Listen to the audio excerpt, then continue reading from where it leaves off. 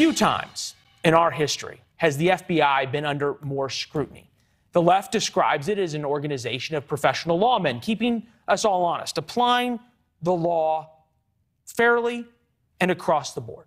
The right says just look at the misconduct focused on Republicans, particularly President Trump, from 2015 on, and you just simply can't trust them. In Michigan, a retrial is underway for the men accused of plotting to kidnap Governor Gretchen Whitmer, and it serves as a perfect test for the credibility of the FBI.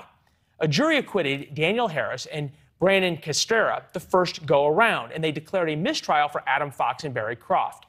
You may remember the defense said the FBI entrapped the two men. In fact, the defense said all four men were entrapped. The Bureau, of course, denies that. Criminal defense attorney Michael Hills is here. He was behind one of the two acquittals. Michael, appreciate it. Is the FBI beyond reproach, or are people right to ask questions about it? Well, they're certainly not beyond reproach. Everybody should be able to ask questions about them. Frankly, I've never seen a case like this before. The FBI, in my experience in 23 years, has been beyond reproach. They've been very professional, the best of the best, if you ask me.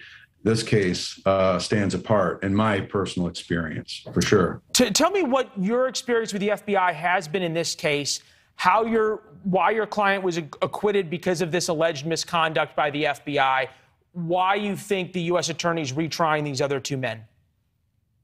Well, frankly, I think my client, the defense actually, I think, was attempted entrapment. They tried to entrap my client, but he never agreed. He never went along with it. So I think that's why my client was acquitted. Why are they retrying it? You'll have to ask them why. My thought process was they were going to make a press release on Friday night and be done with it. You know, the leading up to the first trial, they had everything, right? The government has all the recordings. They have the videos. They created the videos. They created some of the encrypted chats. They had everything. They, had the grand jury. And then they couldn't get a conviction. Two acquitted, two mistrials, and now they're going to try again. When you say it was attempted entrapment of your client, he never went along with it. I'm wondering if you've seen any interest by the FBI or the Inspector General or anybody to go back through and really see if the agents acted appropriately, or there is just this circle in the wagons, so to speak. I think there's clearly a circling of the wagons. I have no idea what they've done to go back and take a look at Henrik Impola or Jason Chambers. I have no idea. My gut is that after this trial, and maybe after, because there's 7 other people that are charged in state court with material support of terrorism. So after all of this, I suspect that's when we're probably going to see what happens to Jason Chambers and Henrik Impola. Henrik Impola is suspected of perjury, and that, in my opinion, has been suppressed probably till the end of this trial, and then we'll find out what happens to that.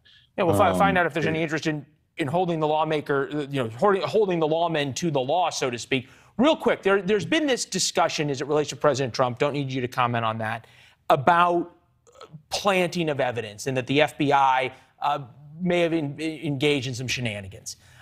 Did you find any shenanigans in your case? Well, I found motive is what I found.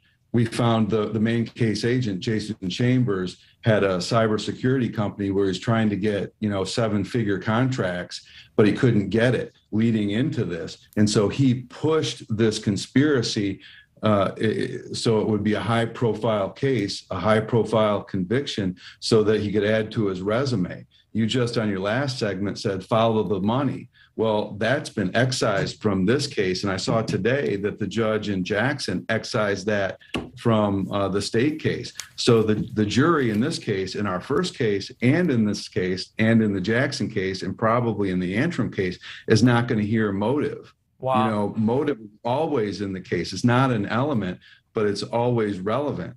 It's always relevant to the defendant, right? If the defendant's got a motive to kill or for money. But when it comes to the FBI, if the FBI has a motive to entrap, create a case, so it can. No, it's a great point, and it says everything that it's being withheld. We got to run, but we're going to stay on this, and especially as it relates to the perjury issues that you brought up, whether or not the government decides to go after their own. Thank you.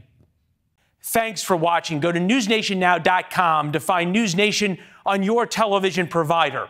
And don't forget to subscribe. Click the red button to get more of NewsNation's fact-driven, unbiased coverage.